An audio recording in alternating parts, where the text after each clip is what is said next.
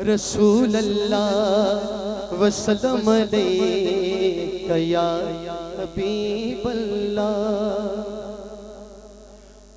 कुछ नहीं मांगता मैं मौला तेरी हस्ती से, कुछ नहीं मांगता मैं मौला तेरी हस्ती से।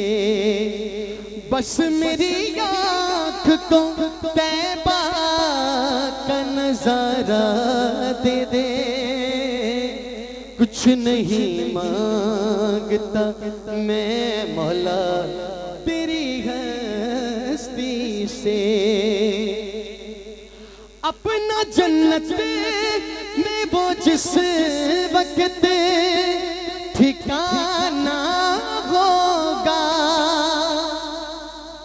पाके जन्नत को भी लब पे ये तराना होगा कि मौला तैबा में जो जिंदगी थी दोबारा दे दे। कुछ नहीं मांगता मैं मौला तेरी हस्ती से।